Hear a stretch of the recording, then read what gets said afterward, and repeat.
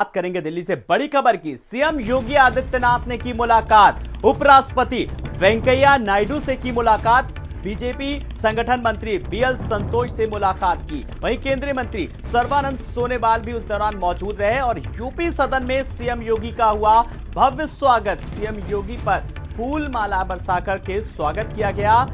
हिंदू युवा वाहिनी के कार्यकर्ताओं ने किया भव्य स्वागत। दरअसल जीत के बाद पहली बार दिल्ली पहुंचे हैं सीएम और प्रधानमंत्री नरेंद्र मोदी से भी मुलाकात करेंगे। भाजपा अध्यक्ष नड्डा से भी मुलाकात करेंगे, साथ ही साथ रक्षा मंत्री राजनाथ सिंह से भी मुलाकात होगी। तो यूपी सदन में मुख्यमंत्री योगी आदित्यनाथ का भव्य स्वागत किया। सीएम योगी पर फूल बरसा करके स्वागत किया गया और स्वागत लगातार किया जा रहा है। फूल माला बरसाकर मिलने मिलाने का सिलसिला भी लगातार जारी है और इस विशिष्ट नेतृत्व से भी मुलाकात करेंगे। और उपराष्ट्रपति से मिले मुख्यमंत्री योगी आदित्यनाथ, वहीं संगठन मंत्री बीएल संतोष से भी मुलाकात की। और अब मुलाकात के साथ ही साथ अब शपथ ग्रहण को लेकर के, मंत्रिमंडल के विस्तार को लेकर के, इन तमाम सारी चीजों पर अब चल रहा है मंथन।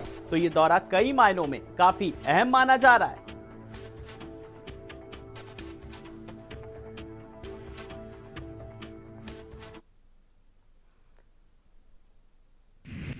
और ज्यादा जानकारी के लिए बात करेंगे अपने दिल्ली संवाददाता रवि सर्राफ से।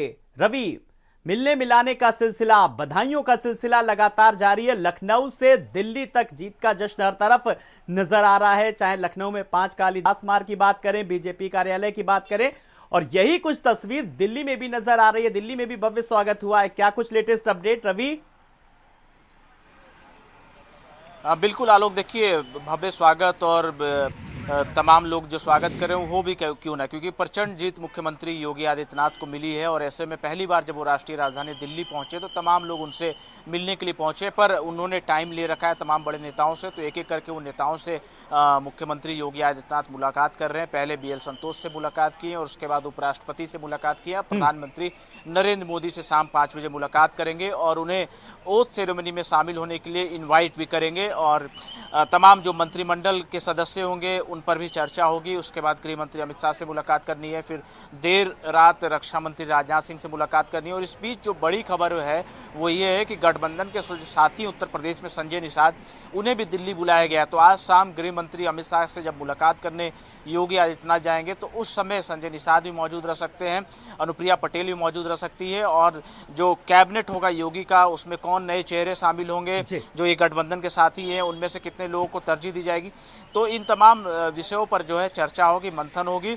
और पहली बार मुख्यमंत्री योगी आदित्यनाथ दिल्ली पहुंचे हैं तो तमाम जो उनके चाहने वाले लोग हैं, खासतौर पे हिंदू युवा वाहिनी की बात करें तो उसके जो दिल्ली प्रदेश के तमाम जो नेता हैं वो उत्तर प्रदेश सदन पहुंचे, उनका स्वागत किया, फूल माला उन पर बरसाए गए। और अभी फिलहाल जो है मुख्यमंत्री योगी आदित्यनाथ उत्तर प्रदेश सदन में मौजूद हैं और अब से थोड़ी देर बाद, यानी कि ये कहा जाए कि तकरीबन 40 मिनट के बाद वहाँ से वो रवाना होंगे और प्रधानमंत्री आवास के लिए निकलेंगे। और प्रधानमंत्री आवास पर ही प्रधानमंत्री नरेंद्र मोदी से उनकी मुलाकात होनी है। चुनाव के बारे में पूरा उनको जानकारी देंगे। अगर बात करें तो चुनाव को लेकर के, शपथ ग्रहण को लेकर के सारी की सारी अभी तैयारियां होनी और आमंत्रण भी देना है। खुद मुख्यमंत्री योगी आदित्यनाथ अपने शपथ ग्रहण के लिए आमंत्रण देंगे और 5 बजे का बैठक, लगभग 40 मिनट का अभी वक्त है। फिलहाल 5 बजे को लेकर के क्या कुछ तैयारियां नजर आ रही हैं? आपकी भी किसी बड़े अधिकारी से, शीर्ष नेतृत्व के किसी नेता से आपकी बात हुई क्या?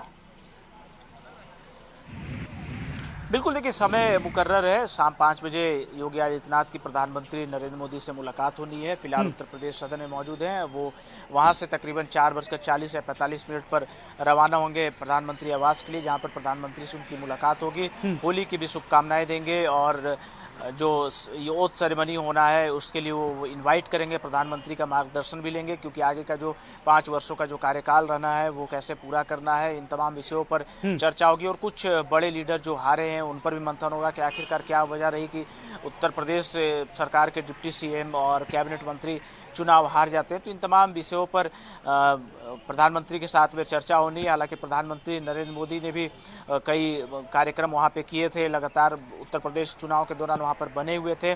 तो ऐसे में कितना इम्पैक्ट हुआ, किन क्षेत्रों में ज़्यादा इम्पैक्ट रहा, किन क्षेत्रों में सीटें लूज़ हुई है, किन कारणों से वो हारे हैं, इन तमाम विषयों पर प्रधानमंत्री के साथ में मंथन होगी। और अब और ज़्यादा बिल्कुल रवि, अगर बात करें तो मंथन लगातार चल रहा है और खास करके उन पर मंथन बहुत जरूरी हो गया है, बेहद अहम हो गया है कि जो बड़े दिग्गज थे वो चुनाव हार गए हैं, लेकिन अब पार्टी के सामने जो बड़ी चुनौती, क्योंकि उन्होंने पार्टी के लिए काम भी बहुत किया है, तो ऐसे में अब उनकी क्या जगह होगी। और खास करके अगर बात करें रवि, तो मंत्रिमंडल में किस तरीके से उन्हें तवज्जो या यूं कहें कि तरजीह दी जा सकती है।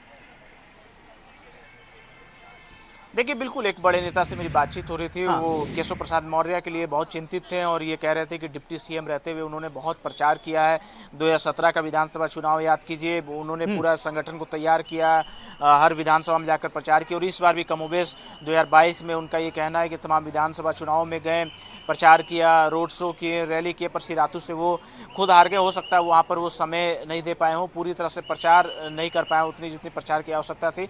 इन तमाम कारणों से वो हारे हों। तो ऐसे में संगठन को उन्होंने खड़ा किया है, मजबूती दिया है। तो अब उनका भविष्य क्या होगा वो तो प्रधानमंत्री को और संगठन को तय करना है कि क्या उनका आगे में भविष्य होने वाला है। पर फिलहाल मुख्यमंत्री योगी आदित्यनाथ अपने आज के एक दिवसीय दिल्ली दौरे पर हैं और कल भी कुछ बड़े संगठन के जो नेता हैं और केंद्रीय मंत्री हैं उनसे भी मुख्यमंत्री योगी आदित्यनाथ मुलाकात कर सकते हैं।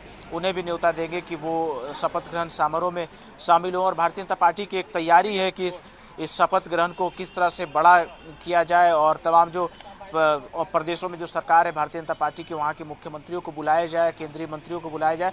तो एक एक करके तमाम बड़े नेताओं के साथ मुख्यमंत्री दिल्ली में मुलाकात कर रहे हैं। कल भी कुछ नेताओं के साथ मुलाकात करेंगे और मंथन होगी कैबिनेट को लेकर कि जो कैबिनेट होगा मुख्यमंत्री योगी आदित्यनाथ का वो कैसा होगा, कितने यंग जो चेहरे हैं, जो नए चेहरे हैं, उनको कितना तरजीह दी जाएगी, महिलाओं को कितना तरजीह दी जाएगी। क्योंकि देखिए, मौर्य समाज की अगर बात करें तो केशव प्रसाद मौर्य पहले डिप्टी सीएम थे, स्वामी प्रसाद मौर्य श्रम मंत्री थे, अब दोनों ही फिलहाल की अगर बात करें तो इस सरकार में नजर आते हुए नहीं दिख रहे हैं। तो ऐसे में बेबी रानी मौर्य हैं, उनकी बड़ा कद है, उत्तराखंड का राज्यपाल वो रही हैं, तो अब वो सरकार में आती हैं, चुनाव विधानसभा का वो लड़ी है, तो उनको क्या जगह मिलती है।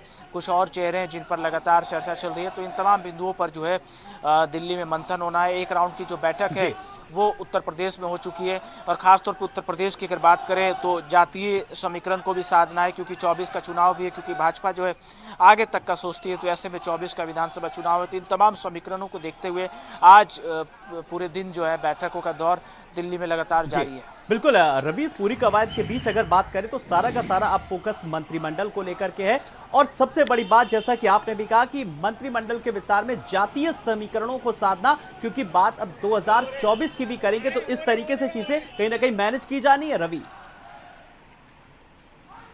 बिल्कुल, देखिए जाहिर सी बात है, अगर 24 में चुनाव मजबूती से लड़ना है और तमाम नेता भी कहते हैं और सभी लोग कहते हैं कि जो 24 या कहीं यूँ कि दिल्ली का जो रास्ता है उत्तर प्रदेश से ही होकर आता है। तो उत्तर प्रदेश ने अगर अब दरवाज़ा खोला है तो रास्ता तय करना है दिल्ली का। तो जो उत्तर प्रदेश की जो सरकार होगी, जो योजनाएं होंगी, उन्हें बहुत मजबूती के साथ धरातल पर उतारना होगा। तमाम जो केंद्र की योजनाएं हैं, प्रदेश की जो नए लाभकारी योजनाएं होंगी वो मुकम्मल करना होगा, उन्हें और अच्छा करना पड़ेगा, तभी बिल्कुल योजनाओं को आगे बढ़ाना है। जो पुरानी जो योजनाएं हैं उनको भी कहीं ना कहीं एक मूर्त रूप देना, ये भी बड़ी चुनौती।